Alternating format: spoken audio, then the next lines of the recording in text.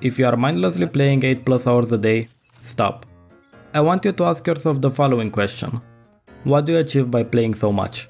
If your answer is, I'm putting in the time and the effort just like everyone says you need to do if you want to improve, stop. That approach will only lead to burnout and disappointment. You may have heard about the 10,000 hour rule proposed by Anders Ericsson in 1990. If you didn't, it says that to achieve a world-class level of expertise, you need to put in 10,000 hours of practice. And that's how most people view improvement even today. Practice for 10,000 hours, reaping the rewards. I think that most of you will be happy to hear that this rule doesn't work. It never did, it never was a rule to begin with. When Ericsson originally made that statement in 1990, there wasn't as much information and scientific evidence as there is today, and another big issue is that the bulk of the population that talk about this idea isn't even talking about the whole thing. They say 10,000 hours of practice, while in fact the idea was that you need 10,000 hours of deliberate practice. Here's the issue with the 10,000 hour rule. The most important one being a goal. Most people play without one. You need to do deliberate practice, so if you want your practice to have any effect, you need to have a goal, you need to have a learning objective. Inside of Valorant this is quite easy if you know how to research. If you want to improve mechanics, you will likely play aim trainers or deathmatch with the intent to improve on one mechanical skill. Or if you want to improve game sense, you could watch a VOD review, or maybe make a VOD review yourself. Either way, this point is easy to achieve inside of Valorant. Another super important point is the intensity of your practice time. Here is an example. Let's say you take two players that both have the same mentality, same motivation and skill level, and they both want to improve their aim. They both decide to use aim trainer, and for the sake of consistency, let's say that this aim trainer is Kovacs. They use the exact same playlist, and when they start they are on the same level. Player 1 is playing his playlist the way it was intended.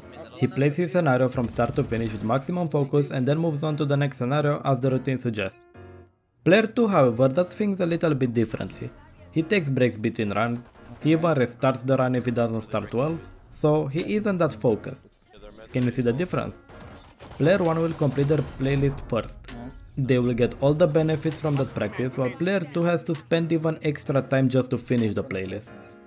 On paper it might take him just 10 to 15 extra minutes, but 10 to 15 extra minutes a daily within a month means 5 to 7 hours that were completely wasted. And I don't think I need to get into detail to tell you that in reality he lost way more than that, since his practice wasn't even focused. We can clearly see that player 1 learned a lot more than player 2 in less time. We can take it further if you do the math.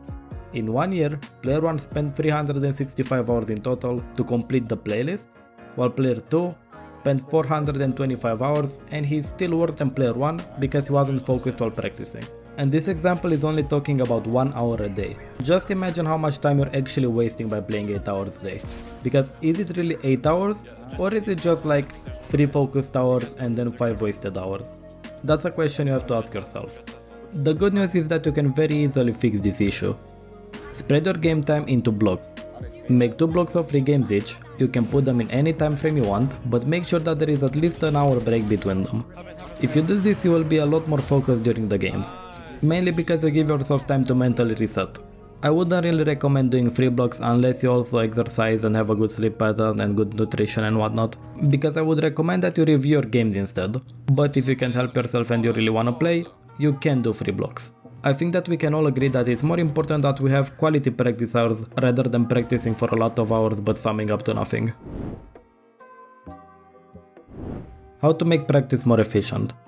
Later on, Ericsson released a new book called Peak: Secrets of the New Science of Expertise.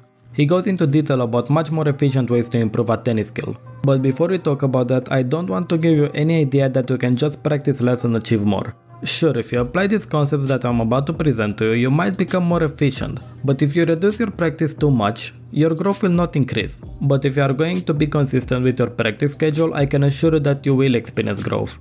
Repetition is very important if you want to improve. But to practice efficiently, you need to both practice deliberately and with high intensity. And if you're feeling cheeky, you can even develop a system of practice which helps you even further. This is the most basic form of the formula for success, as long as you don't count in the mindset. But other important factors you need to take into account are the following: comfort zone, mental representations, and environment and peers. Let's start with the comfort zone, and I'll quote Ericsson himself on this one. This is a fundamental truth about any sort of practice. If you never push yourself beyond your comfort zone, you will never improve. If you go to the gym or play any instrument, the following examples will be very easy for you to understand.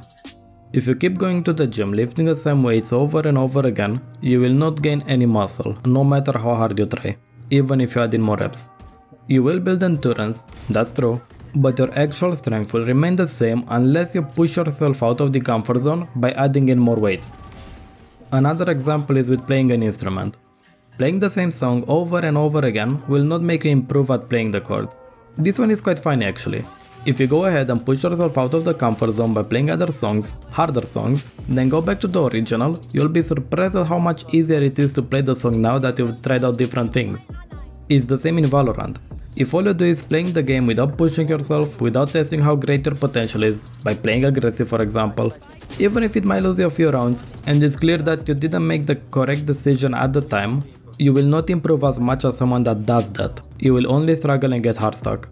Or another Valorant example is that you learn a new way how to use your ability, but if you are not actively seeking out and creating a situation favorable for you to try and use the new technique, you will not solidify it in your memory and you will forget it, therefore you won't improve. So in short, push your limits, challenge yourself with new tasks, even if it seems daunting. Mental representations. Anders introduced the concept that he calls mental representations. He describes it as a mental structure that corresponds to an object, an idea, a collection of information, or anything else concrete or abstract that the brain is thinking about. I want to quickly talk about chess. You probably know that the best chess masters don't spend that much playing the actual game. They rather think or analyze the game more than anything else. Now, you can just analyze Valorant games over and over again, since there is a lot of randomness, too much randomness compared to chess. But the power of mental representations is not something to scoff away, and it can totally be applied to Valorant. When you're VOD reviewing yourself, you can see habits, patterns of plays that you're doing over and over again. Say you're in a 1v2 situation. You win one gunfight, but then you are left in a 1v1 situation and you ultimately fail to clutch it out. What most people do is that they will look back, say that their mechanics sucked, that their decisions sucked, and then move on. More experienced players also think about what they could have done better. This is something I always preach because it's the main driving force that will make your decision making improve. However, another thing that I failed to mention is that you can also imagine yourself in that exact situation, but you apply the fix and you see yourself winning the situation. That's an example for a mental representation.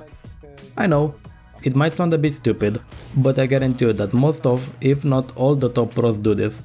They view themselves in situations that they clutch all the time, even if they are not VOD reviewing. One thing that people never realize about pros is that they are constantly thinking about the game, even if they are not playing, even if they are out with their friends or doing something completely unrelated. Some pros might not play 12 hours a day, but they certainly think about the game 12 hours a day, and most of their thoughts are these mental representations where they see themselves overcome a tough situation. So maybe give it a shot yourself, see how it goes. Environment and peers. As weird as it may sound, the people that you gather around you have a lot of influence on your improvement. It has to do with us, humans, being a social creature. Even if some people claim that other people don't control them, that's a big fat lie. Sure, they might be influenced less, but they are still affected to a significant degree. If you keep hanging out with people that tell you that you won't make improvements, that you are wasting your time, you're never going to be good enough, you're actively sabotaging yourself without even knowing it. We get to choose our friends. I don't know about you, but I'd rather hang out with someone where we can encourage each other instead of degrading, and would help each other achieve our goals, and this is another point. Find and hang out with people that have similar goals to you. Since you have the same goals, you will not distract one another, you will keep each other motivated, and you can learn from each other. Truth be told, finding someone like that is quite tough. But if you do it, stick with them. It will benefit you in the long run. What about looking up to people? It highly depends on how you view that person. If you want to become a pro, if you look at Tenzi and you say that he's an unstoppable god, that you will never imagine yourself winning against him, you're already behind. If you view him as just another player that has good work ethic and mentality that you can learn from, you're already ahead of the 99% and you are on your way to improve. If you manage to combine everything that I've said in this video little by little, piece by piece, you are guaranteed to see improvements in a much more efficient way. Thank you for watching, have a wonderful day.